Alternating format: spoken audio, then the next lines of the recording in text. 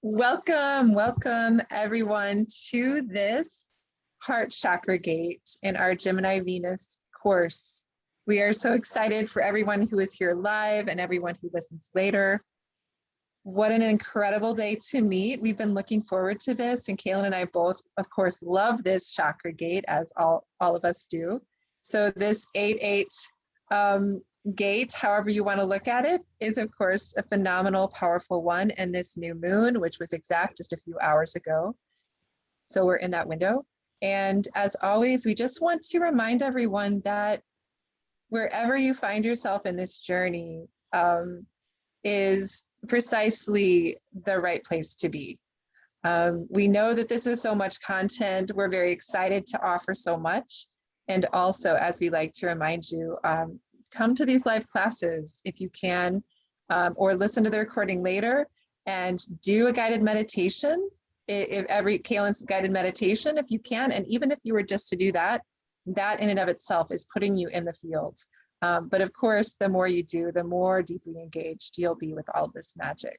So we're just so excited to see everyone arriving. And I'm just going to go ahead and, as usual, just start with a very simple invocation and opening to help us ground our energies. So let's just take a moment to feel our feet on the floor, or however it is that you are. If you're reclining, to take a moment to just feel where you are in contact with a solid surface with the earth. Take a moment to deepen now into your breath. And now take a moment to just, if you're not driving, to close your eyes and open your inner eye and imagine that we are now all gathering in a circle. Just imagine just a beautiful circle of all of us is in this Venus alchemy community. And we are all gathered around a radiant fire, a radiant heart fire. And when you look up above, there's a beautiful, just shining night sky, just brilliant with stars. And when you look at this gorgeous night sky, you may see the sky in the moments before sunrise. You might be looking to the east. You may see Sirius sparkling, twinkling. You may see the sky at near sunset with Venus beautiful and high near the crescent moon, as they will be on the 11th. Whatever you see in the sky, just let it bless you. Feel that stellar. You may also see, let's take a moment to experience the beautiful Perseid meteor showers also, just as if they are showering down upon us. Just these beautiful, just imagining that we're all in this beautiful circle and we're seeing the meteors streaking across the sky. So here we are together. Look to your right, maybe look to your left, see who's there with you. Take a moment now to just feel the gladness in your heart to be gathered in this beautiful community, to be present on the planet, on Mother Earth at such a sacred time. Take a moment too to look into this beautiful fire, this gorgeous roaring fire, and you may see the flames. Maybe you see the flames as violet, maybe you see little sparks of green. However you see the flame, this flame is a flame of transformation. It is, again, a heart fire. You want to take a moment, if you're carrying any burdens, any heaviness from your day, from your week, from your month, just take a moment to put your hand on your heart and it's as if, do this as a physical motion. Put your hand on your heart, and now as if you're able to take that, whatever that heaviness is, you might even experience it. Take your hand and it's as if you're scooping into your heart, taking out whatever kind of heaviness or darkness, maybe whatever, what's the color, what's the texture, what's the density, and just easily take your hand, remove that, and then go to the fire. Take a moment now to go to the fire and make your offering of whatever this is and offer that to this heart fire.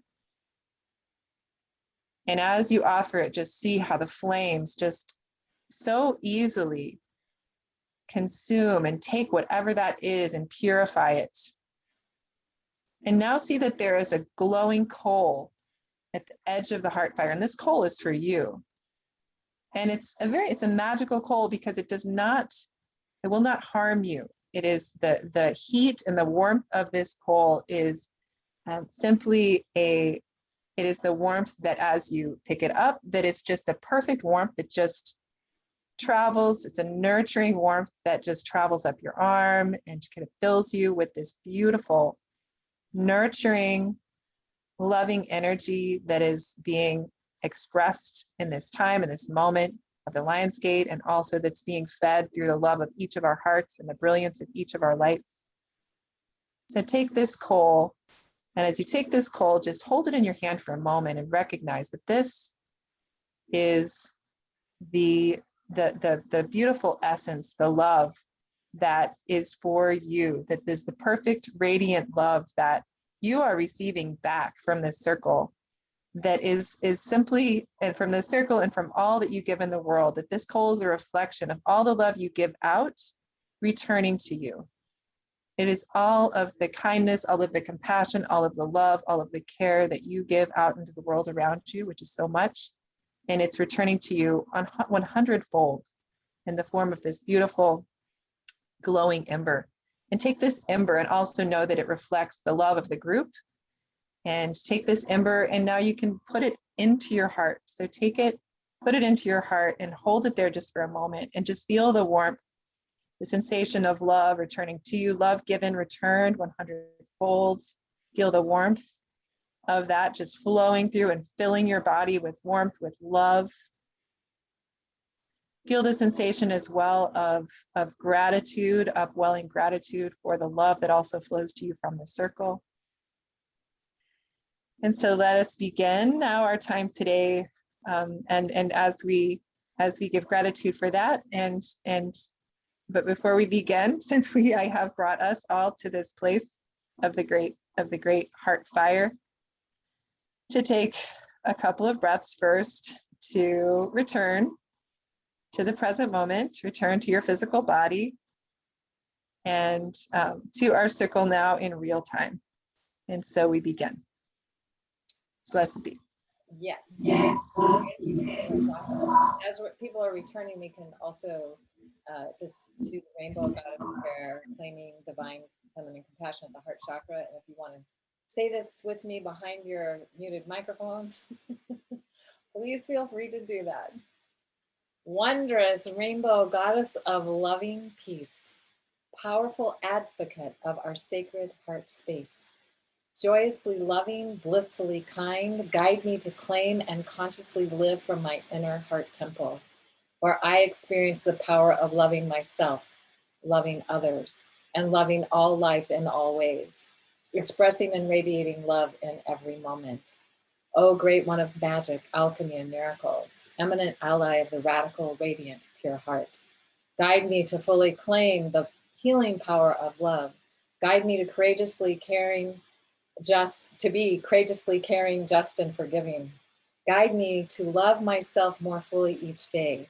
Guide me to experience the full ecstasy of love, boldly living the magical enchantment of love, restoring the transformative power of love for all life everywhere. Guide me to be a superconductor of love in all that I think, feel, say, and do. It is done, it is so, and so it is. Blessed be.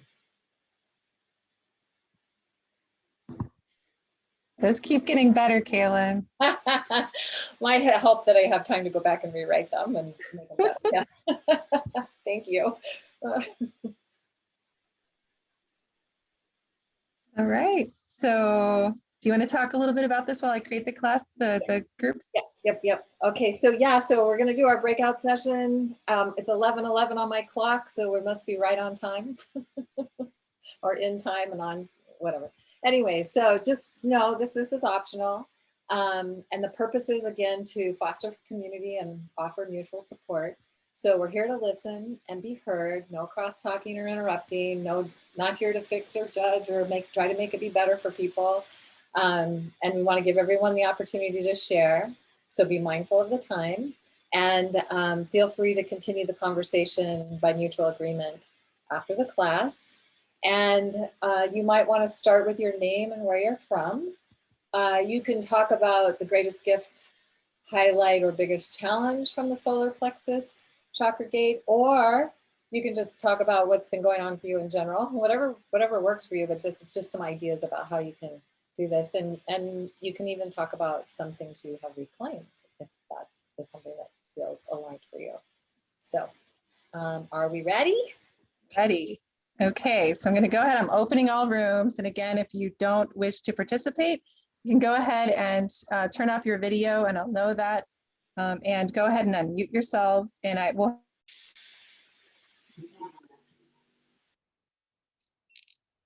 Hi, Kaylin. Hi. Let me just pause the recording. Kaylin, it's okay. Okay, I paused it and then forgot. And that's always my concern about pausing it. So yeah, so thank you, Tammy, for doing the overview. And the people that are rewatching this will just see the— I think they'll be okay. They'll just see the, yeah, whatever. Anyway,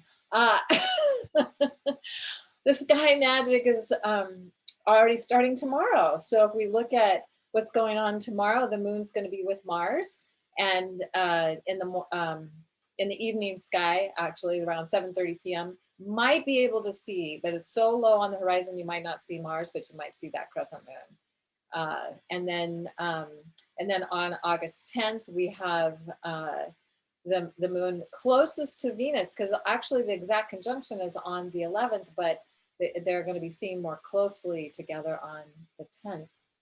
And then it will be beyond on the 11th. And here's the star de nebula here that they're showing. This is pretty cool because it is the tail of the lion. And we can see that Venus and the moon on the 10th in the evening sky, 19 and 23 degrees of Virgo, 23 degrees Virgo is aligned with the nebula, the tail of the lion. And we didn't focus a lot of, or any attention on that this time, but it's a powerful star. So go out and tune into Venus and see if you can see the nebula, and just see if you can get your own downloads on that, because it's also representative of the fact that Venus will then be moving into Libra not too much longer after that. And of course, then the moon on the 11th will be already in Libra, and Venus will be just in the last few degrees of Virgo. So is there anything to add to that, Tammy? No, I mean, I guess only just that if whatever has been coming up for people during the Venus Mars conjunction, with the moon over the next few days, there can be a revisiting of those themes. So this isn't a good time to be doing this beautiful work around inner masculine, feminine balance, and in relationship as well. Oh yes, so good. So glad you thought of that. Yeah, because Mars is just about like in a few days going to be dropping into the underworld. Will be so close to the sun that it won't be visible. Right. And then it's going to be there for like 4 months. So it will be in its process of death and rebirth. Yep. Yeah, you can see that it's so close to the horizon now. It's just, I know, like really amazing. like I can't believe it. Really close. Yeah. And hard to see, and the closer, and so as it gets within 15 degrees of the sun, it actually disappears. So so it's Venus can stay visible longer because it's brighter, but not Mars. Mars won't. I will say one other thing, which is that today it's really phenomenal. It's not a visible thing. So, shamanic astrology does not always focus on invisible objects, but I've been working a lot with Hygeia, and Hygeia is the 4th largest asteroid, and it also can be seen as a minor planet or a dwarf star. And it's exactly conjunct Mars right now. And right, isn't that amazing? And Hygeia I see it as the original snake goddess. It's a really powerful energy around holistic healing and medicine and preventative health and all of those themes. So really interesting that Mars and Hygeia are conjunct today, and also that Juno and the South Node are conjunct today, which also has to do with, sacred relationship partnership. So just adding that. Beautiful. Yeah. So again, here on August 10th, we have Venus and the moon really close together in the tail of the lion. So you can see that a little bit better from this. We've got Mercury with Regulus really close, and will be exact with Regulus as it goes into Virgo, because Regulus is 0 degrees Virgo. And then of course Mars, Mercury and Mars will be catching up together. So this is just another way to see this on the 10th. And again, that's probably the night, if you get to see Venus and the moon, you're going to get to see them closest together. Mercury's may not be visible. Regulus is getting too close to the sun. It might not be visible either unless you have a very low horizon line. So anything else we want to talk about any of those things? Anything that's listed here, you mean? Well, no, I meant before. Oh, no, great. Okay, that's great. Perfect. Right, so this is just some of the heart chakra stuff. Now, interestingly, tomorrow, Venus and Neptune are opposite each other. And I have Venus and Neptune opposite each other on my natal chart. So I find that fascinating. Wow, that's the energy, the Neptune energy. I wasn't even catching that. Good. Right? That makes so much sense. And I've been having so many challenges tracking and keeping up with things, and missed, people like missing appointments with me and me missing appointments with them. And it's like, what is going on? Wow. Now we know. Yeah. Adding to the whole portal, Right. all of it, cross quarter, just all of it. Wow. All of it. Yeah. And then interestingly, on August 10th is when the sun literally enters the constellation of the Lion and travels through the Lion until September 16th. So I did a video, and I've done an article on the 8-8, what I call the infinity time gate, because 8 being the symbol for infinity. It's not really the Lion's gate like people think, but the reason they call it that, a lot of astrologers don't realize that Leo isn't always in the constellation of the Lion.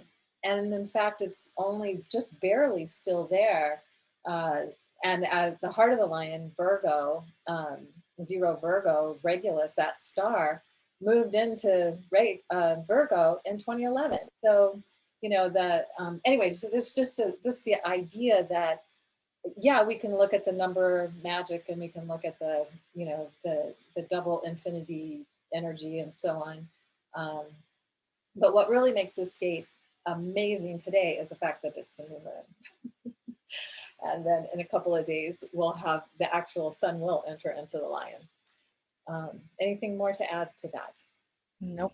Okay. So of course, the exact Venus moon conjunction is on the 11th. And representing the heart chakra gate, it's going to be very near the tail of the Lion when that exactly takes place. Then Venus will enter Libra on August 15th or 16th, depending on your time zone, of course. And that means it's crossing the September equinox point. So any planet that's at 0 degrees Libra is in the part of the sky where the sun is when we have the September equinox. And so that just adds this whole other energy to what's going on, because Venus being at that seasonal point, and of course the sun will catch up there at the September equinox.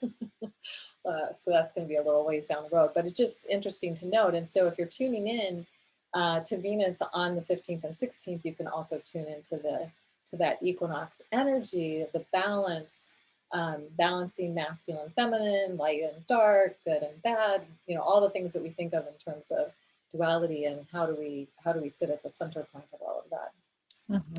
Mm-hmm. And then Uranus is going to station retrograde on August 19, and it's going to be its backward movement across the sky. And what's interesting about this is because Uranus and Saturn have been in 2 squares already, there's a 3rd square still to come. And the reason that third square is going to happen is because Uranus is going to go retrograde, and Saturn is going to go direct, and then they'll come back together again, one more time. And the sun will enter Virgo and be with Regulus, the heart star of the Lion, on August 22nd. It also happens to be the 2nd Aquarius full moon. The first one was at the end of July 23rd, I think it was. And this is a true blue moon. Now, I have done some research on this, and one of the things is people think that if it's 2 full moons in a month, a calendar month is a blue moon. That's not the case. Not what the original definition of a blue moon was. It's kind of become the cultural definition. But it was when there were 4 full moons in a season, from an equinox to a solstice, or a solstice to an equinox, because we usually have 3. And especially when we have 4 full moons in a season and 2 in the same sign. And that's happening because the first one was at 0 Aquarius and this one is at 29. And what's interesting is the number of times this happens is only about every 3 years when we get the 4 full moons in a season. It's not always the same season. But I did some research and looked at 40 years from 2000 to 2040, and it happens in Aquarius 5 times in those 40 years. Every other sign that it happens in, and I'll just tell you what they are: Sagittarius, Scorpio, Capricorn, Libra, Virgo, and Pisces and Aries. They only happen once in Virgo, Pisces, and Aries, twice in Libra, Capricorn, and Scorpio. So 5 times in That's amazing. Mind-blowing. Mind-blowing. And maybe as another indicator for why people are so fixated on the age of Aquarius. I don't know. But anyway. I would imagine so, right? Yeah. You have that. And then you have Uranus stationing retrograde. Uranus carrying very similar energies as, I mean, we are in such an Aquarian Uranian month, and Uranus, an Aquarian kind of year. It's just like, wow. Exactly, because Saturn and Jupiter are in Aquarius, and Jupiter just went back into Aquarius, and Saturn's going to stay there into 2023. And so, yeah, very Aquarian times we're living in. Anyway, and then Venus will square Pluto on September 5th, and Venus will be with Spica, the star in the Virgin Priestess constellation around 24 Libra. So this feels like it'll be very significant time, maybe looking at what is it that we can let go of, where we haven't been in our power or in our heart, or whatever that's about, so that we can die to those ways, so that we can step more fully into how to be either contacting that inner feminine for men, or that expression of the feminine for women, from a more heartfelt place of being empowered, and not just doing it because you think you're supposed to, or whatever that might be. And Spica being the star that actually stood in for Venus at times when ancient cultures, when Venus wasn't in the sky, they used Spica to do their ceremonies with. So to have Venus and Spica together, square Pluto, feels hugely significant. Amazing. Yeah. Wow. Yeah. Then we'll have the Virgo new moon on September 6th, and then September 9th will be the next gate. So lots to look forward to in this month coming up. Absolutely. So I wanted to share one other thing with going back for a second, just in terms of the bigger astrology, even for this new moon, also at this new moon right now, and as Uranus is stationing retrograde, the square is basically, it's like the belt. Uranus is with the Beltane point. Yes. Squaring the sun at the point of the cross quarter of Beltane, which is also really very interesting. Of Lammas. Right. So we've got both of those energies at play, and also that the 11th is also the day of the peak of the Perseid meteor showers. So the 11th is that, right? Yeah. And then I think 11th is the day that generally in the northern hemispheres, most of us will finally be able to see Sirius rising in the eastern sky before sunrise. So anyway. Yeah. Yes, thank you. Good. Awesome. Yeah, according to Sky and Telescope, the Sirius has already risen in the lower latitudes, but as we get into the higher latitudes, it's more the middle of the month when Sirius becomes visible again. Yeah. And also, this is what Sky and Telescope had to say about the Perseid meteor shower. We won't take time to go into that more, but it is August 11th and 12th when it's peaking. And it's going to be really good to see this year because it's a new moon, meaning there's no moonlight interference. And you can really look any place in the sky and you can see meteors. And I love that, up to 100 meteors per hour. Wow. Yeah.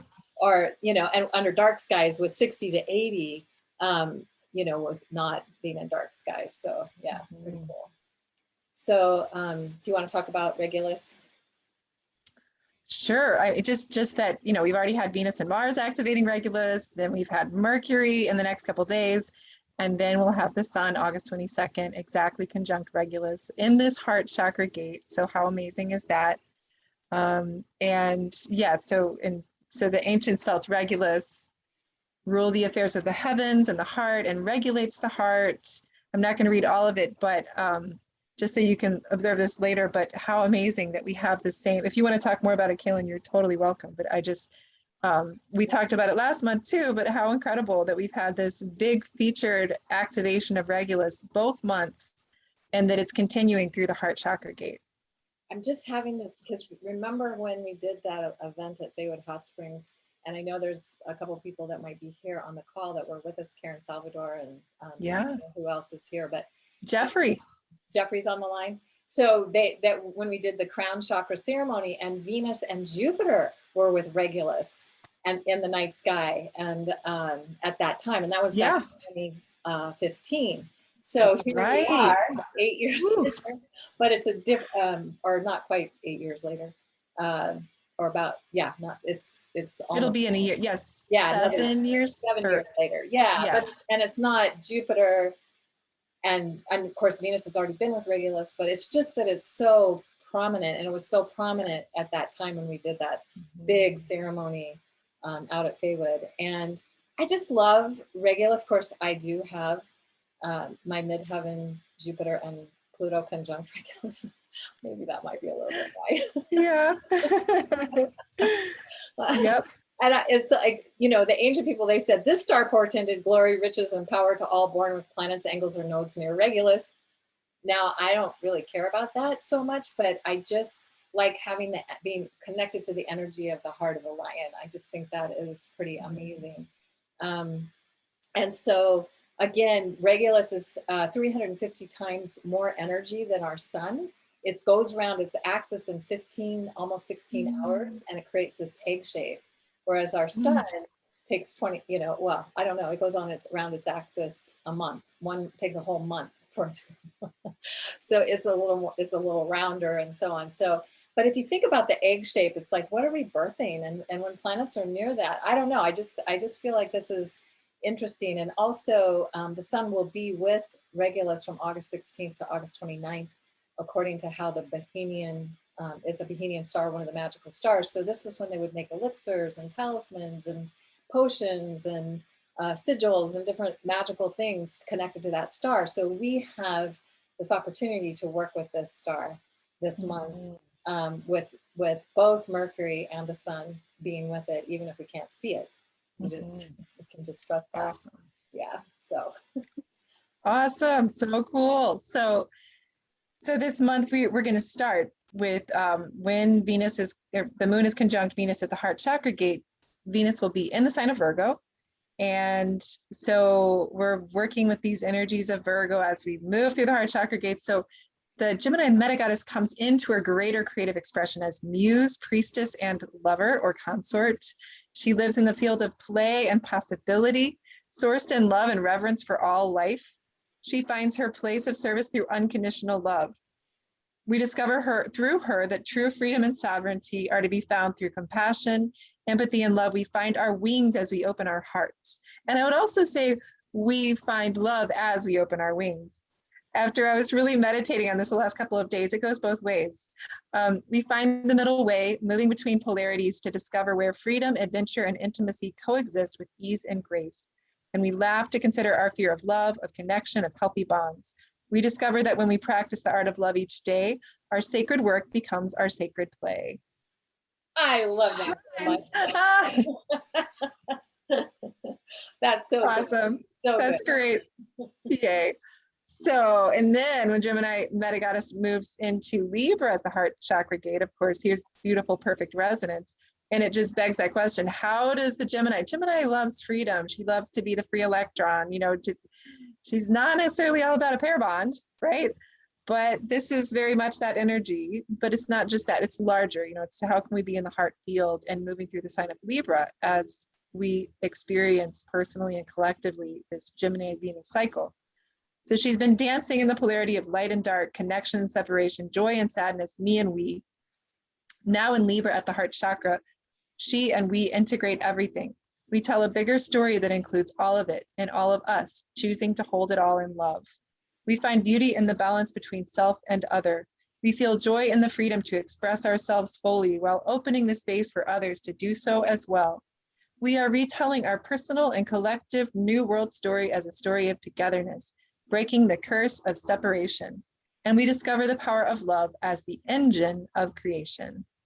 I love breaking the curse of separation. Oh, so good. Me too.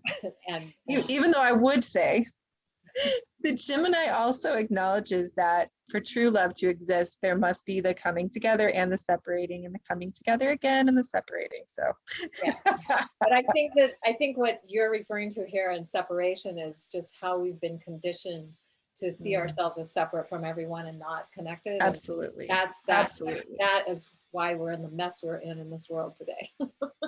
Because if we recognize that we can be separate and connected simultaneously. Yeah. Oh, so good. And that's really what it's all about. You're right. Separate and connected at the same time. That is the lesson for Gemini, Meta Goddess at the heart chakra gate in Libra. How brilliant is that? Yeah. Yeah, that's awesome. Right. Cool. Love that. So this is just something to consider. What would it take to claim a wholehearted, playful love affair with life itself? Good question to contemplate in this gate. And then also, what is your heart-inspired, playful, creative expression?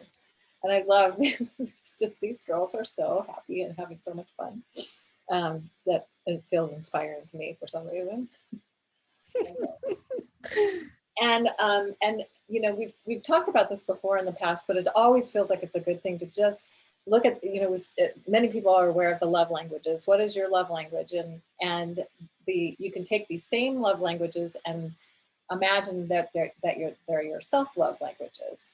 And I think it would be really awesome to consider how you could do all of them this month. You can, of course, focus on the ones that feel most resonant for you, but maybe just taking a little bit of time to do something on the ones that you don't necessarily think about or necessarily relate to or resonate with as much. So the idea of physical touch and, you know, getting massages and doing things that just feel good to, like, from that perspective, the acts of service. For me, it's taking care of details, but, you know, getting things done, getting organized, you know, it's like, that's great. And it is, I think, one of my love languages, and and Peter, who's on this call, my husband, Peter, he does acts of service for me all the time. That just, I love that. But how do I do them for myself, right? So this is what we want to think about. Receiving gifts, so giving yourself joy, giving yourself, you know, like really yummy, healthy food, or taking time to, you know, just go on a vacation or whatever it might be that helps you. Maybe it's investing in yourself. Those are the kinds of things that can happen with that one. Then quality time, doing what you love. Also maybe taking a vacation if that's something that you love, and you can spend quality time with a beloved or yourself, right? Or just spending great time with yourself. Words of affirmation. So instead of saying, oh, I was so dumb, I shouldn't have done that, or, you know, things that we say that maybe cut ourselves down, it's like, wow, look at me, I'm growing and evolving and doing really great, and I look at how well I handled that situation or whatever it might be. Right. So how can I live greater self-love through all of these inspiring self-love languages while also focusing on my favorites? So again, just taking time to do that. And what would it take to up-level your self-love practice, knowing it will enhance all your relationships? So something to do with, yeah. So you want to do the demons? Sure. I love this slide so much for this. So what might be some of the demons or daemons that we encounter as we continue our ascent at the heart chakra? Well, we might encounter the fear of vulnerability demon, the I don't really need anybody demon. I know both of those quite well. Lack of emotional intelligence demon, lack of courage and compassion demon, lack of fear of being hurt and or abandoned demon, ignoring the needs of your own heart demon, withholding love from self and others demon. These are all really good ones. And again, just the reminder that when we speak of this, we're speaking of the places where when we encounter these elements, that there's a gift in really being present with these dynamics inside of ourselves, these intelligences. And I think many of us are coming into greater spaciousness and awareness that we can see it when they show up. So inviting them to tea, as we often say, what might that look like? So whatever of those really resonate for you, whatever you feel, come alive when we say it. Just know that if they appear, just learn to take them out to tea and learn to find the gift, even as you learn to come into maybe a more harmonious way of being at the heart chakra gate. I'll just say the one that's really standing out for me right now is ignoring the needs of your own heart. So I might do that sometimes. I'm just going to really probably focus on that one this month. Yeah, it's good to know the ones you go to. Yeah. Right. Brilliant. And there may be other ones that weren't listed here that you come up with. So just this is just to help you get going in your own way of recognizing what they might be for you. Awesome. Yeah. So we're going to focus a little bit now on the vagus nerve because it is the key to well-being. And the reason it's called vagus is because it means wandering, and it wanders through our whole body pretty much. And so it really links all the most important systems and functions of our body. So you can kind of see, the yellow part here is the vagus nerve in the body. And I just found that it was really interesting that I love that somebody called it the information superhighway. And that 80% of the vagus nerve fibers communicate from the body to the brain, and only 20% from the brain to the body. So good. I mean, it's like, so having a healthy vagus nerve is a strong indicator also for a healthy heart, and also healthy body, mind, spirit, everything. So everything's really connected to the vagus nerve, and we'll see a little more about that in a moment. But ways that you can exercise this to make it stronger and more vital is through exercise, through yoga, through laughter, through breathing. Toning, singing, chanting are also excellent ways to activate this and exercise and strengthen your vagus nerve. And so a strong vagus nerve is really essential to health.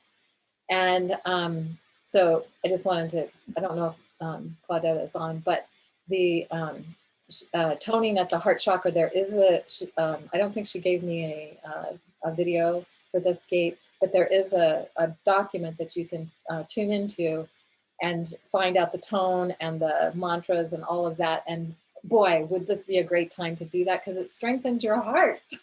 I just love that so much. And I will just say, I had an echocardiogram this last month, and part of it was because I was diagnosed with 2 heart murmurs back 16 years ago. And I hadn't had a follow-up because, whatever. And when I went and I got this echocardiogram, they said the heart murmurs were barely noticeable. I'm like, oh, so good. I've been doing my work. I'm healing my heart. Amazing. So just to encourage you that this stuff really works, because I've been doing a lot of toning and it's really fun. So there's 2 aspects of the vagus nerve, and there's the dorsal vagus branch, and then there's the ventral vagus. And then the dorsal vagus is where we can get activated in our survival response. And that will cause our digestion to decrease and our energy. It's like it's kind of going into that more freeze response. And also fawn. And Tammy, I'll let you talk about the fawn response here in a moment, but the sympathetic nervous system, that is our survival nervous system. And so when we go into fight or flight, then cortisol and adrenaline get activated. And then when you're going into freeze or fawn, then there's other hormones that slow us down, that put us in that, like, deer in the headlights, can't move, or we disassociate, we can't connect, whatever that's all about. So, and it also will increase, so the fight or flight will increase our heart rate and our blood pressure. And if you're not safe, you might not sleep. So really understanding how these things work can help us. And that helps us strengthen our heart, because of course, when these things are happening, then there's more inflammation we'll talk about in a minute. So Tammy, talk about the fawn response. A lot of people might not know what it is. Yeah, absolutely. So just also to say that, I think many people are learning about these things now, partially through some of the somatic healing work that was initially initiated in the West by Peter Levine and others.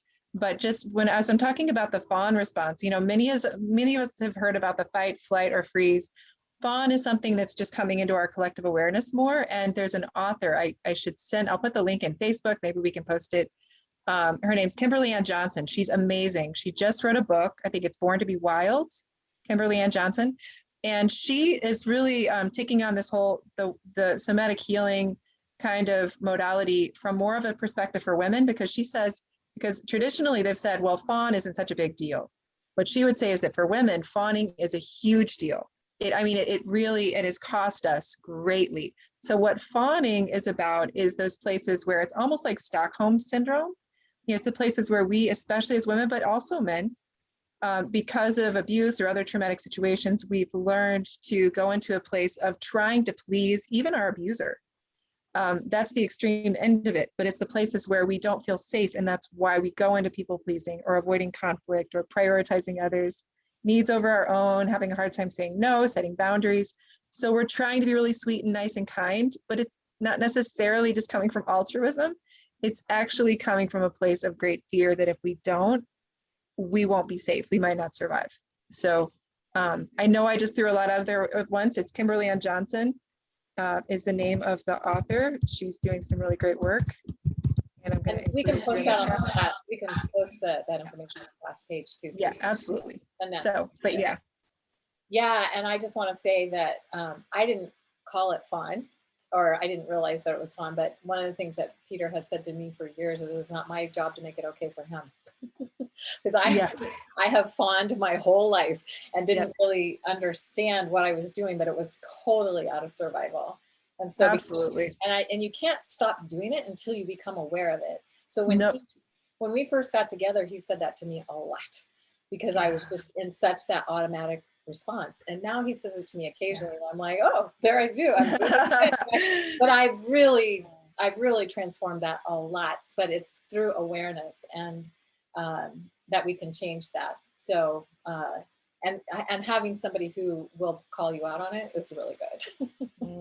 So not everybody will have that, but anyway. Nope. So the ventrovagal system is, usually where we're in a more relaxed place, like joy, being in the present, being grounded, having curiosity and openness, compassion, being mindful, of course, getting to have social engagement that's really powerful. So this is where the body will feel more calm, and we're more grounded. Everything is it's joy of being present in the present moment. So I'm not going to go through all of these right now. People have the access to that, but just so that you know that what we really want to activate more fully, because it helps us have a healthy heart and heart rate and blood pressure and all of that when we can connect into this aspect of the vagus nerve and really activate that and have our attention and energy and the things that we're doing connected to that. So the other thing that happens is when that's not happening, then we have inflammation in the heart and the brain, and there's all these health issues that are associated with that. And so what we want to do is avoid stressful situations, mean, angry people, having a poor diet, poor sleep habits, being overweight, over exercising. Then there's more things, but those are just a few to get you started. And we want to really use the tools that help to reduce trauma and inflammation in the body by having fun social activities that increase our oxytocin and nitric oxide as well. All feel-good hormones and energy, spending time in nature, putting our feet on the earth, getting a daily dose of natural sunlight. These all are really helpful. Of course, the toning, the singing, the dancing, the exercise, and maintaining a healthy body weight and also healthy levels of exercise. So these are just a few things to get you started. Here are some more things about different kinds of food. Can we go back just real quick, Kaylin? I just want to also acknowledge that the reality is based on a person's life situation. They might actually not be able to avoid stressful situations, mean, angry people, poor diet, any of those things. You know what I'm saying? That's our aim, but it's possible. And in that case, I love that you have the tools to reduce trauma, because using more of those as often as you can, attempting those things can support in the other area. Just wanting to acknowledge that. Thank you for that, Tammy, actually, because one of the things that I've been also, it's like sometimes you can't avoid stressful situations, but you can also minimize them. Yes, it's true. As much as possible, and you can start saying no. And that's the getting over being the fawn is starting to say no to the situations that don't work for you. Even if it feels like you'll die if you say no, which is how the fawn feels. Exactly. Literally. Killed. Oh God. Yeah. So anyway, you can look at these things of, other ways through food that you can decrease inflammation and or what things to avoid so you are not activating inflammation. So anyway. That's awesome. All right. So do this one, Tammy. Okay. Just so again, we're on this process that is Venus is ascending. There's a lot of talk often about how we're in ascension process, which of course we would say means we're bringing ourselves even more fully into this earth realm. But as we ascend with love, which is the intent of the heart chakra gate and always, it's an ideal time to align with higher spiritual principles, including raising your vibration to love and above, which means to include all of it, to hold all of it from a place of love, and then to ask what uplifts your vibration. Can be love, caring, kindness, compassion, time in nature, earthing, many of these things we've already talked about. And then what lowers your vibration, just to acknowledge that there are times when any of these, and I really do feel personally that any of these feelings, any of these emotions can be very healthy. They're all important. They're part of our emotional fluency. And also that it can be, especially in times of stress, that we really can stay there. We can still get really stuck there. So when we're able to choose to shift our focus into the uplifting of the vibration through the many ways that we can do that. And sometimes things that lower our vibration, we just need to vent. We just need to sort of get them out and feel them and let them go. Right. But if, like you were saying, Tammy, if you get stuck in it, you get into a loop of that, that's not so good. So you want to find ways to give yourself the place where you can feel what you feel and let it go, and then not have that continually, like every time you stop for a minute and you're thinking about that situation. Might have done that once or twice. Right, exactly. Yeah, very human. Human. But I'm practicing, and one of the things I've been practicing, and this might be helpful for people, is that when I find myself in that space, is I just try to bring like I've already vented about it, I'm trying to let it go, but I'm still looping around in my brain on it, is just paying attention to my breath. And like focusing my energy on that so that I'm not necessarily thinking about the things I'm angry, upset, resentful, or whatever about. So that's a way that you can work with that if you find yourself in that situation. So something that we have talked about in the past also at this gate is how, so I love this imagery here, because here's the heart, the energy field of the heart when we're in a place of love, and how it just extends all around us, kind of like the heart of the galaxy and the heart of the earth. It does the same thing. But when we're in fear, look how contracted it gets. So ideally we can cultivate sometimes you're just in fear and you can't help it, and that's fine. But as much as you can to energize that place of love in your heart. And love is a superconductive energy field, and anything less than love cannot penetrate the field when you've got that superconductive energy around you. So this is a great time to claim being a superconductor of love. I am a superconductor of love. And what would it take to live in that vibration? And claim that every day. And I literally do that. I claim I am a superconductor of love every single day. I have a whole little practice I do with that, but I just feel like it's good because it reminds me, especially if I'm not feeling that loving towards some people or situations or whatever it might be, that I can still claim that I am that. So I love that, Kim. Yeah. So again, this month you can choose to work with one or any or all of these questions, and they would be: what would it take to creatively love myself in all the ways I want to be loved? How can I be more playfully loving and kind towards myself? What would it take to be love and vibrate as love, opening to and receiving all the love that is my birthright? How might it look to feel to have a vital, alive, ecstatic, and super fun love affair with myself and my life? What would it take to experience this? So if any of these resonate for you, of course, they're just prompts for the Venus journal. Exactly. Beautiful. So, and this is just some things that you might want to reclaim or claim at the heart chakra gate as we ascend, and strengthening a loving relationship with yourself and others, and with your creative expression, especially when it's the Gemini meta goddess, and just to think about the creative expression as all the ways that you show up to communicate who you are. So it's not just like doing art or writing stories or whatever we think of as creative. It's everything we do, and just claiming that you deserve to love and to be loved, and that's challenging. I realize that's something that I'm still working on, honestly. I don't always know that my body really remembers that. My mind might think so, but it's like, how do I get that in my body? Literally in the heart energy, like that place within the body. And then forgiving any ways you've given up who you are and your unique creative expression to fit into what has been expected of you by family, community, a primary relationship, or your work, or something beyond that. And then forgive yourself for any personal mistakes that you that were most likely rooted in unconscious trauma driving your reactions and life choices. So doing forgiveness work. Yeah. I love that so much because, I have a teacher who at one point said to me, it's not until you learn self-compassion that you are completely trustworthy. And that really resonated with me. And that's really resonates with, I think, what you're saying. I love that reality, that recognition.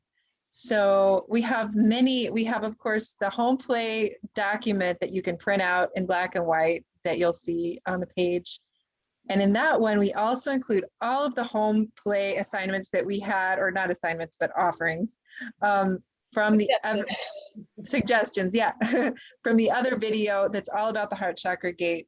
So, but then the one for this month we could work with as well is seeing love as freedom practice.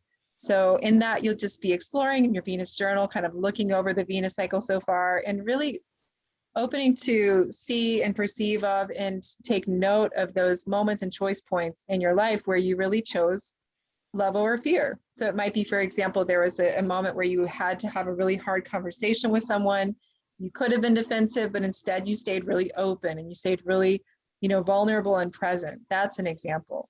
So really revisit those experiences and really go into that experience and feel how it felt, the expansiveness of it. Really also, if you can feel the dimension of freedom that comes with that, that's helpful because that helps reinforce for the Gemini part of yourself that might actually sometimes be really afraid of connection and bonding, to know that love is actually about freedom. Consider how making love-based choices has created more spaciousness, more freedom in your life. And then as you go through this exercise, you might also encounter, and this is similar to what Kaylin had read before, the places where you really made fear-based decisions, because it has been an intense last year and a half. And so again, to exercise self-forgiveness for those places as well. Hold yourself in compassion, free yourself from shame and guilt. And then to practice seeing how choosing love frees your spirit and how it's never too late to cultivate the habit of choosing love rather than fear-based decisions. It's never too late. And Ariana asked me to repeat the statement. I had said, one of my wonderful mentors had taught me was, it's when we learn self-compassion is when we are finally fully trustworthy, which I love, because I was like, I think trustworthy means I keep my word or I'm always on time or whatever, right? I think about that sometimes. And I sometimes am not as good about those things personally. I'm working on it, but this is also an aspect of it. So yeah, thanks for asking the question, Ariana. Beautiful. All right. So I'm so excited. I've never had my wonderful sister Trina on before. I love this photo of her. She is a Gemini Venus goddess. Her Venus is in Gemini, and she has a really amazing practice that she's been doing, it's been so incredible for me in my life. It's been absolutely life-changing. And so I asked her if she might come on and speak to it really, just briefly before we go into Q&A. And she came and she's been here with us through this class. So I want to introduce my sister. Can we? So, but before, I guess we'll keep it on the slide at first and then maybe shift over, right? Sure. So let me just say, Trina, you can unmute yourself if you want to talk a little bit about who you are and what you're doing, and then we'll shift the screen. Yeah. Hi. Hi. And I'm just like vibrating, really excited with all the things that I'm hearing that you all are talking about. It's so fun to be on this call. I wish I had been listening before this one, but here we are. Here you are. Yeah. Thank you for having me here. I guess I want to make a lot of value in a small amount of time. Let's see if I can do that. Yeah. So I developed these 4 questions for inner alignment is the name that I call it, because it really does. The process really does help us come into inner alignment or coherence. Which when I saw that image that you had of the 3 Tauruses, that feels like, oh yeah, that's exactly what's happening.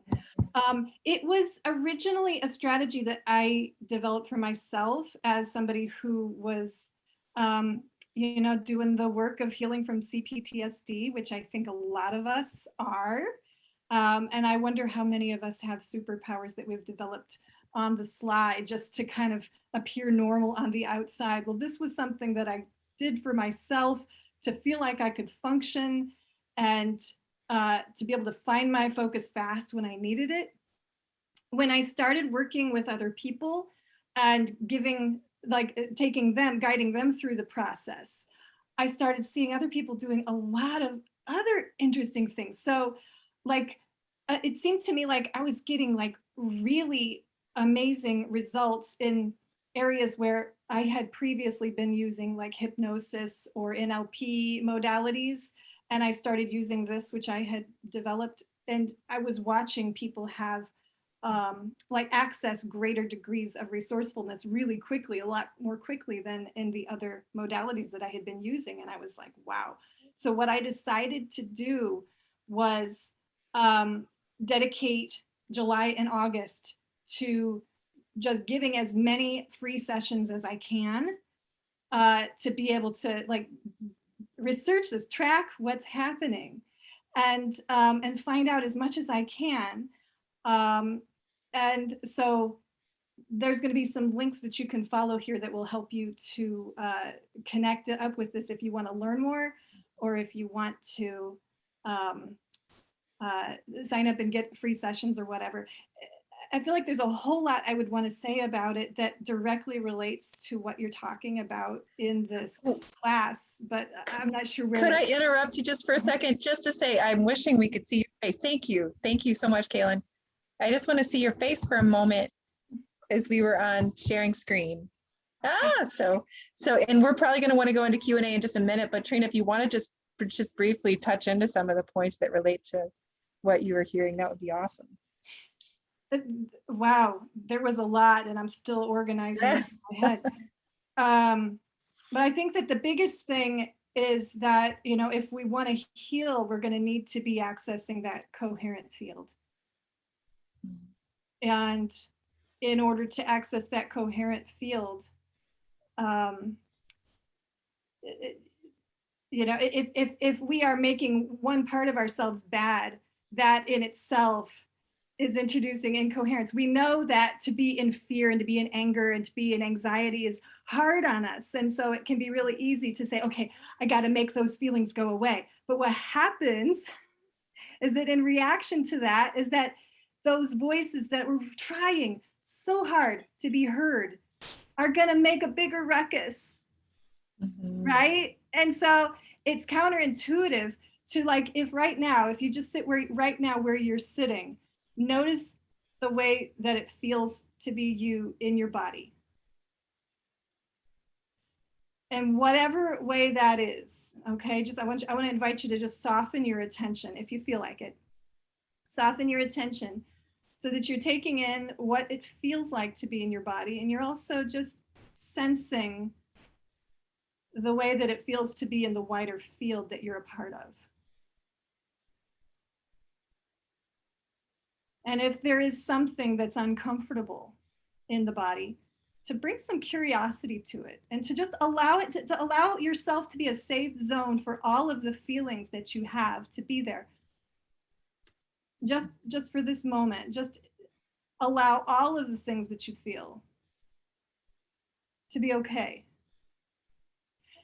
And paradoxically, what will happen so many times is that it softens and it's like, oh yeah, okay. So if it's fear that I'm running, the fear then has an opening to give me what it's really trying to communicate, but can't when I'm in that contracted tunnel vision, tight, small identity. So expanding my awareness of who I am is going to allow me a whole lot more resource to deal with whatever it is that fear is trying so hard to help me with, but can't.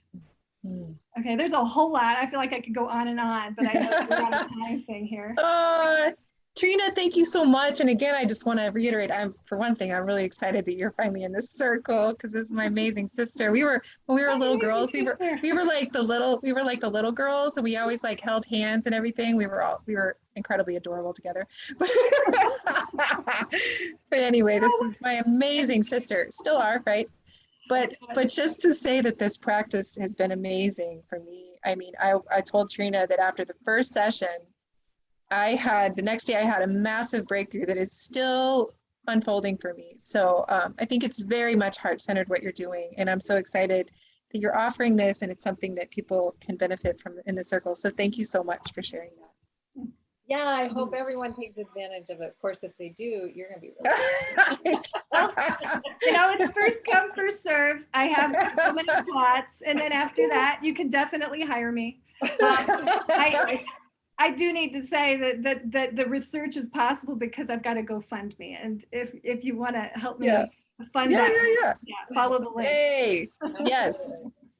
All right. So thank you so much, Trina. I think this is so perfect for this, that this is happening at this gate and at this time, and is so interwoven into everything that we've been talking about. It's beautiful. So yeah, both of your sacred work. I'm just so honored to be here. Oh, awesome. We're so honored you're here. Indeed. So I want to now invite Ariana to come on because there's something that I posted on the class page. And so she can talk about that a little bit, and then sorry, I'm doing this weird spotlighty stuff. Right. So yeah, let's see. So Ariana.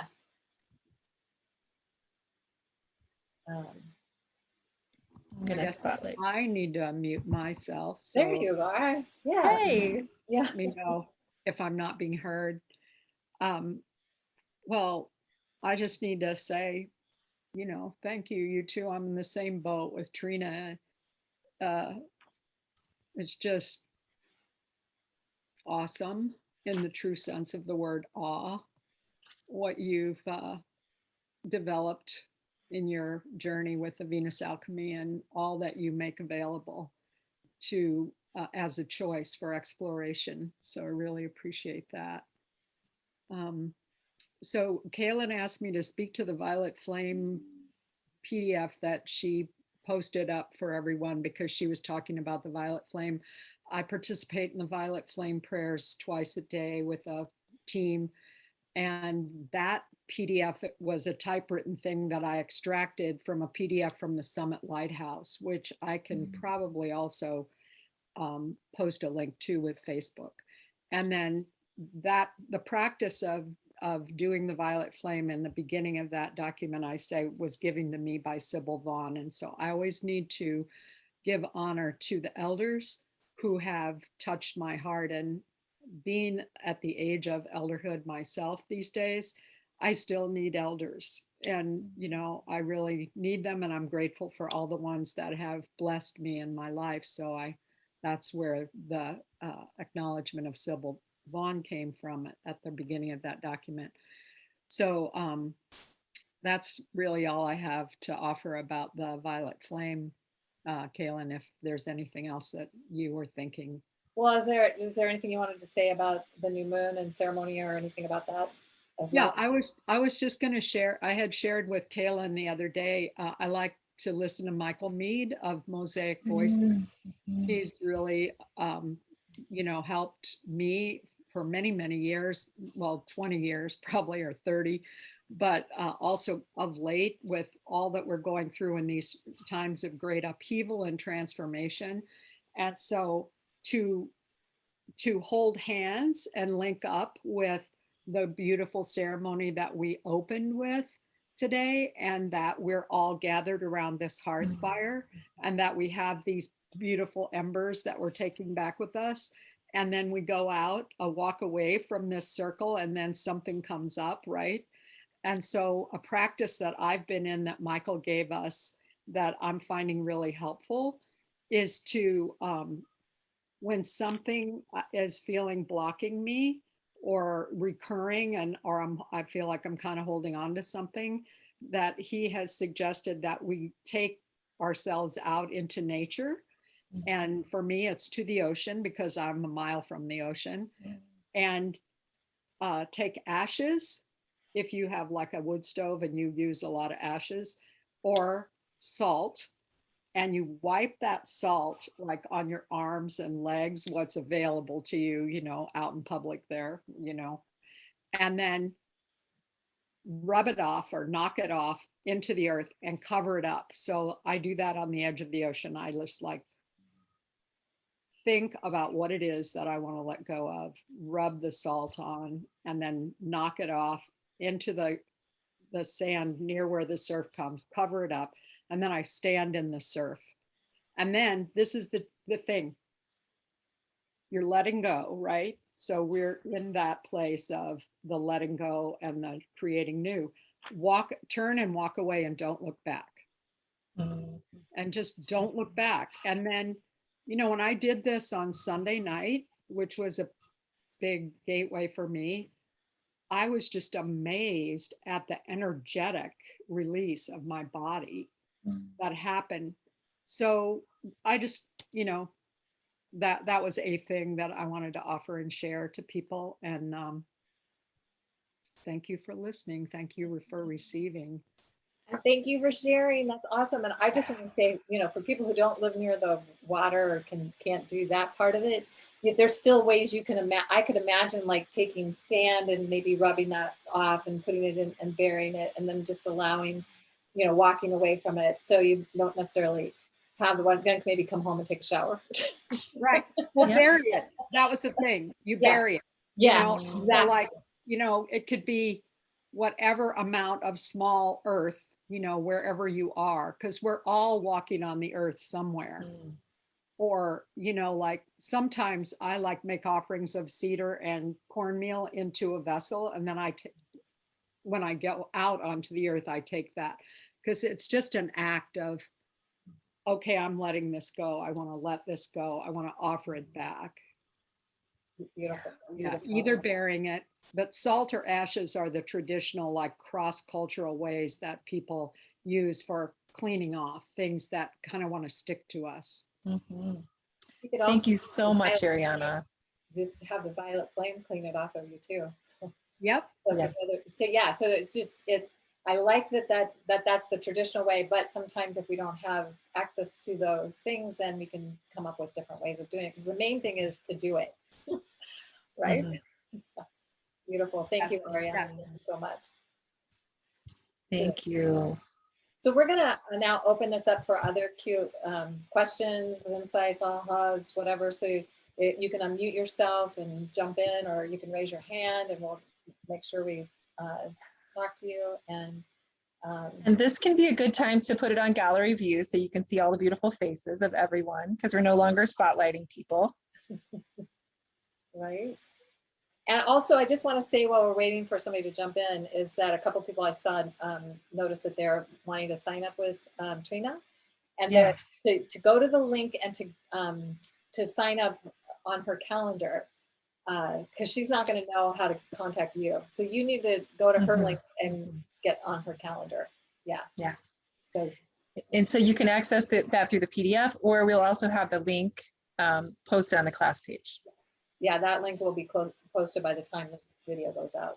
So yeah. Cool. Anybody want to say anything?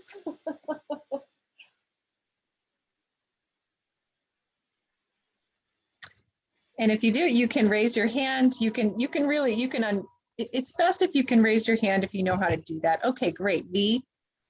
Awesome. Go ahead and unmute yourself, V.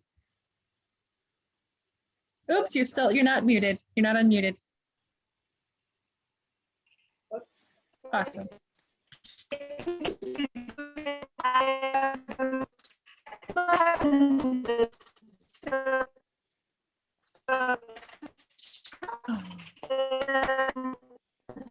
It's really hard to hear you, unfortunately. So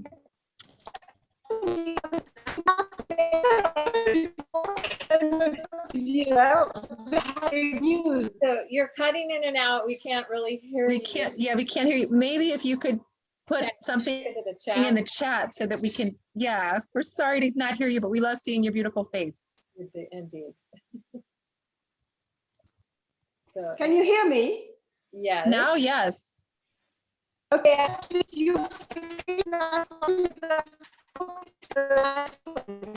Not anymore. It's cutting out again. Yeah.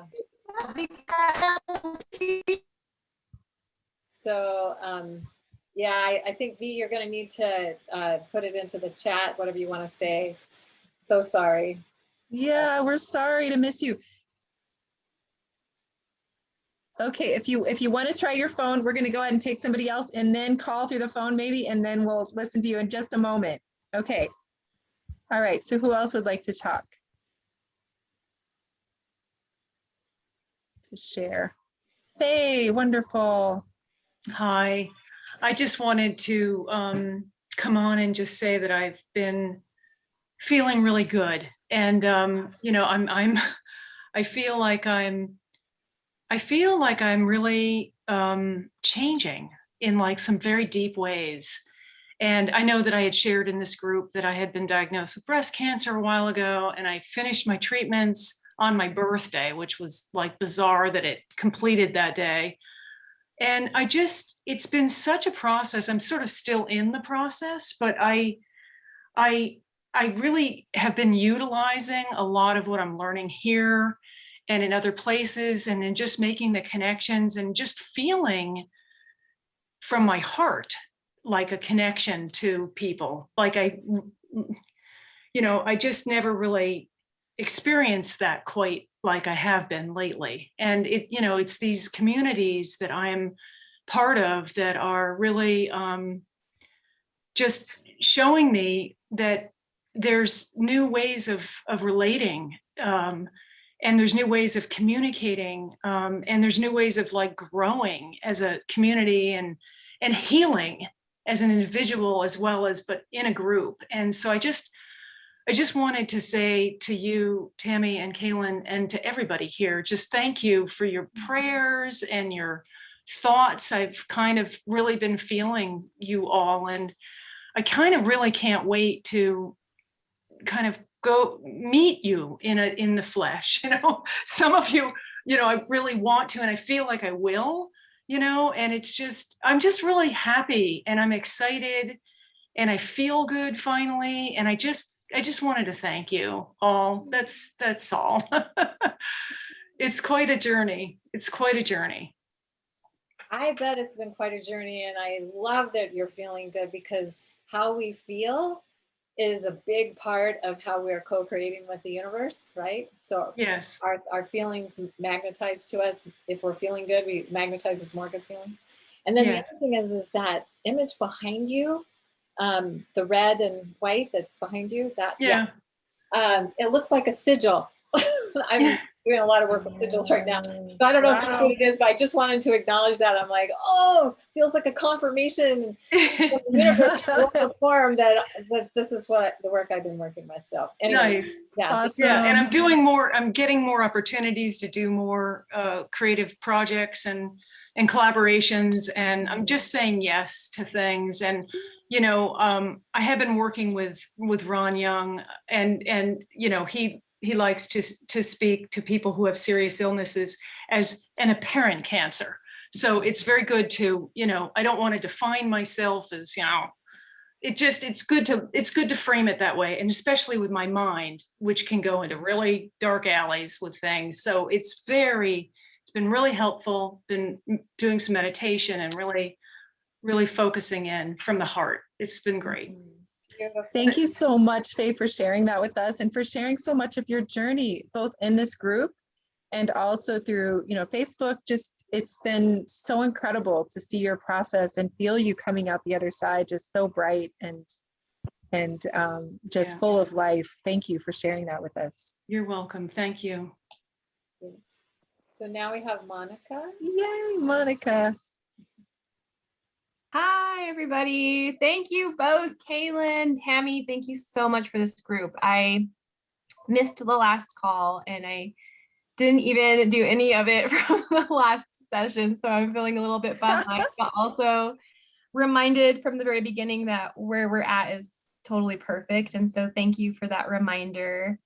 I'm really glad that you mentioned the piece about the fawn.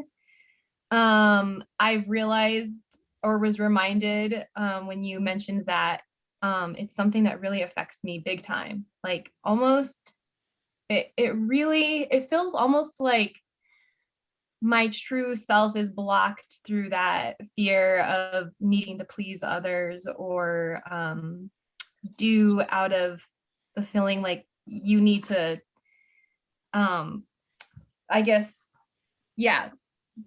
pleasing others. I think that's the best way to describe it. And I realized as you said that, I said no to a friend last week and had some like heaviness around that, about telling somebody who I truly care about, telling her a no, and realizing that it is a true form of love, of self-love and love to others, to use the no and to say no when you're really feeling it and say yes when you're truly feeling it. And so yeah, the ultimate self-compassion for yourself and others.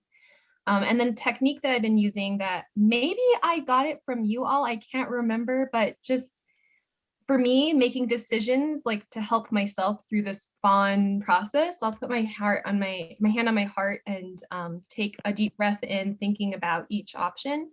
And usually I can sense in my chest a tension over one option versus the other. And so sometimes it's like surprising to me that, something I initially am like, yes, I'm going to do that. And then I tune in and touch my heart and breathe. And I can feel a slight tension when I say, yes, I'm going to do this, or no. And so that helps me to like really be sure that I'm actually acting from my heart versus pleasing others. So I just wanted to share that little tool. So thank you all so much. I love this group so much. You all feed me and fill me with so much joy and passion for life. So thank you. Thank you, Monica. Thank you, Monica. And thank So you good for to see sharing you. that process. I think that's going to be really helpful. I'm going to probably Yeah. start practicing with that more myself. Yeah, so powerful and simple. Yep. So I think we have Cami next, and I don't know if Genevieve wants to say something or not, but okay. So Cami. Hi, everyone. So I just thought I would piggyback a little bit on Monica, and as well as Kaylin posted in, I think it was in the Facebook group or somewhere anyway, about trying is controlling. And I can't remember the rest of it, but that was the part that I needed. Do you remember the rest of it? Allowing is accepting. Trying is controlling, and allowing is accepting. I knew it was something like that, but it was like, so, and I have this situation with my son, who I've always been really close to, and we've always had a really good ease with our communications. And when we get into a this kind of a place. We've always been able to work it through. And just recently, just in the last couple of weeks, he got super mad at me for, I don't think it's what he's actually, I don't know what he's really mad about, but for issuing him a string of directives, which was actually 3 questions in a row that were would you, could you kind of questions, not directives at all, but he's furious. And we got into this conversation and I said, actually, I can let that, this whole thing is like not that important, but what's really important to me is that you tell me if you're mad at me, because he hadn't told me. He just like went a week of silent treatment, and he told me that was ridiculous, and it was a ridiculous expectation, and it was perfectly reasonable for him to just go dark and da-da-da. And I was like, oh my God, this is terrible. Like this is I don't know what to do with this. And so then he had to go to work and he was upset and he was, blaming me for like things like emotional manipulation and just winning. And I was like, oh boy, there's way more here than I know than is being talked about. And so then he basically was like, I'll call you later. And then he sent me a message saying, can I call you when I'm feeling like talking again? And then he had his girlfriend return this, the foam roller that he has been borrowing for the last few months. And I had asked him if I could get that back because I needed it for my neck. And so I just feel like he's just gone so far away now. And it's really hard. And it was just like, I was lying in my bed, one night, just like, okay, just feel it. Don't pick up the book and read, just feel it. And I just laid there and held this little stuffed animal with it, owie, owie, owie, owie, owie, and it's not better, but the pain is better. And I've decided to just let him be till whenever. And it's so hard.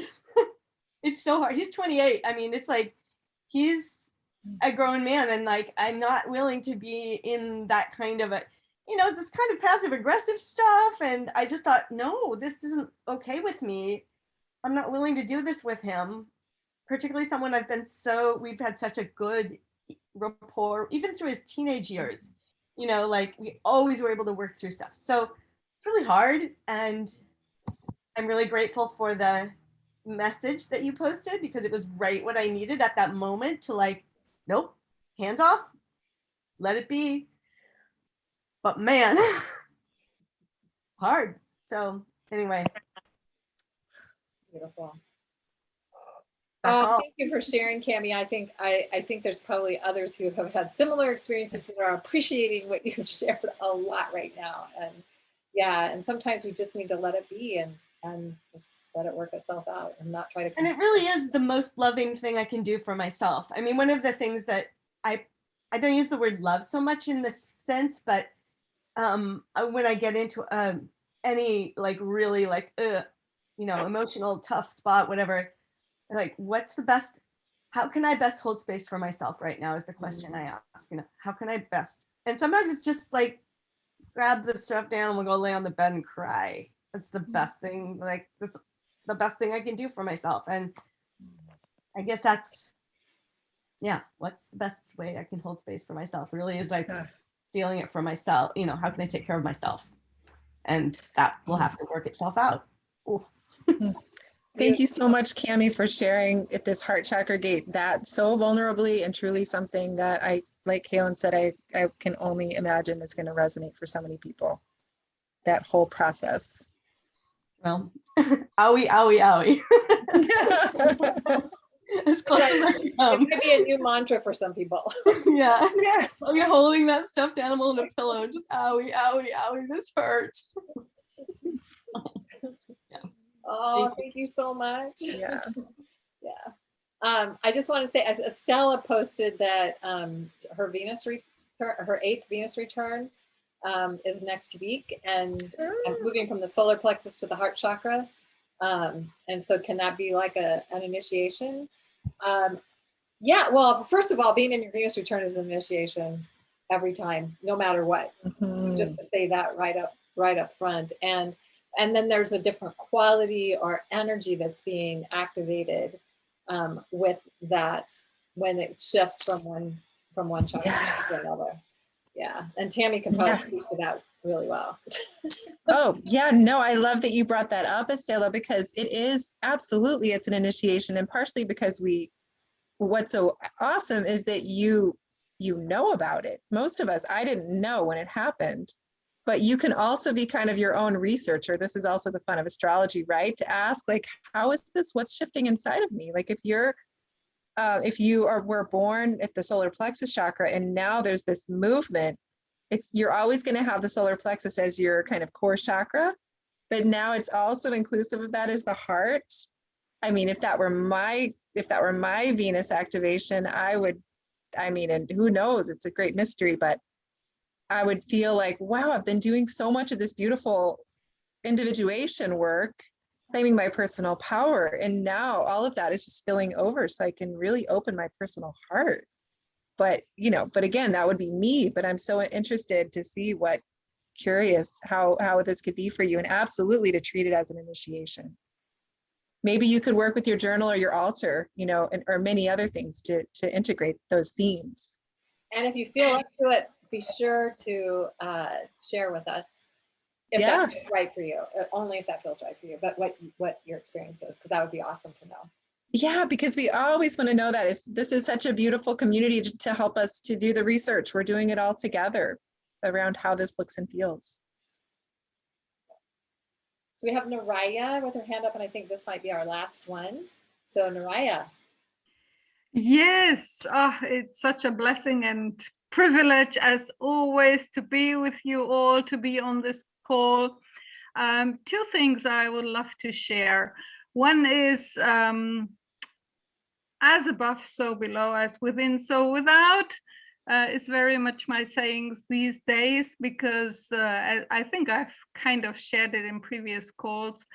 As it happens on the global scale right now, in my own life also, all the old structures are crumbling to dust. So of course, that's not the easiest space to be in. Some days I can take it with a dose of humor, and some days it doesn't go that well. So my first thing was to just really put myself on the spot in the group and harvest a hug. That would be really great. So just send me some love right now. I can really do with that. I know it always flows, but I also know asking for something like that is like a really thing for me, and it's really not easy. So thank you. I can feel it already. I get nice and warm. And the other thing is that today I did a beautiful, I went out in nature and I did a beautiful 8/8 and new moon ceremony. I actually emailed you some pictures, Kaylin and Tammy, so you can see these later. And during this ceremony, I was really asking, because I'm somebody who by design, I would say, lives in service to the divine. So not in service to self, not necessarily in service to others, but in service to the whole, in service to the divine. So I was asking again, as I'm so lost in so many ways, how do I serve best? And it really comes again and again through radical self-love. So that's really a strong one for me. And I said to my guides and to my spirits who are surrounding me, really? You want to give me the hardest assignment you can possibly give anyone? So anyway, that is the assignment. So then, yeah, I did commit to that. And yeah, it was really a strong moment, a very, very strong moment. So I just wanted to share that with everyone. And as I said, put myself on the spot for some lovely love. And Well, which is always here in abundance. That's really a great place. thank you so much, Naraya. And I just want to say you are radiating great love and light right now. I can Yes. see it in you. Yes, we can feel it. Yeah, feel it coming off of you. So thank you. Thank you. Yes, and also you're practicing and modeling radical self-love by asking for it. Thank you for that too. Oh. Yeah. All right, Awesome. well, Thanks, Naraya. come back. Yes.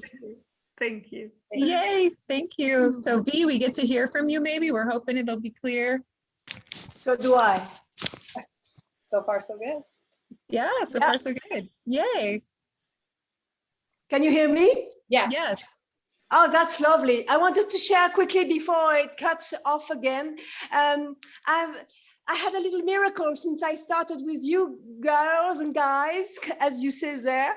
One of the reasons I came and joined you was because the last 5 years I've been like a leaf in the wind, unable to anchor properly somewhere and having a lot of family challenges and everything. Anyway, since 2 days ago, I think I found my home base and a home place to buy for the first time in my life. And this is a little miracle because it's in Provence, and it's quite impossible usually to find a very beautiful place in this area because completely too expensive. And something came out that I can handle.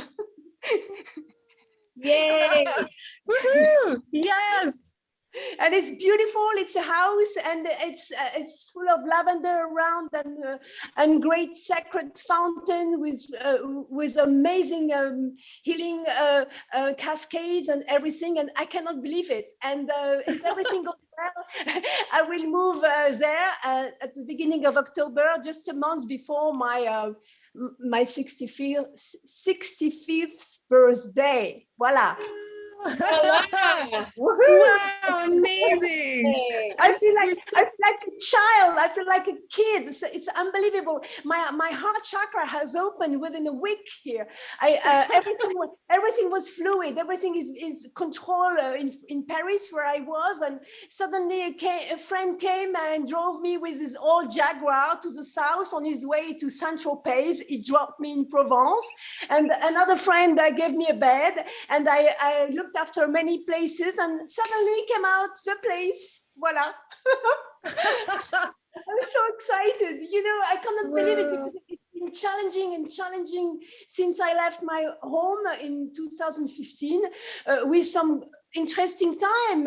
I will not complain, but mainly quite chaotic, and asking me to connect deeper and to release more and more all these ridiculous stories I had about not being lovable and not trusting life and everything. Voila. Okay. Oh, I just want to say, I'm so glad you were able to get back on, V, and here at the end and leave us with this, on a high note with your magic and your miracles. And that is so awesome. So I think the universe wanted us to end this way. So thank you. Yes, what a wonderful way. Thank you so much, V. And careful, because you might get a bunch of visitors. What do you, I knew that. Welcome. Yay. Oh, that's so Bisous, great. bisous, bisous. Je vous embrasse très fort. I think we're complete. Merci. Yes. I think we are. Thank you so much to everyone. Wow, what an amazing If call. anybody wants to say bye, feel free to do that. And it's just been Unmute so yourselves. fabulous. I imagine we're going to have a miraculous heart chakra. Thank you. That was Bye. Thank you. Have a beautiful day. Bye, everyone. Bye. Love you all. Heart chakra.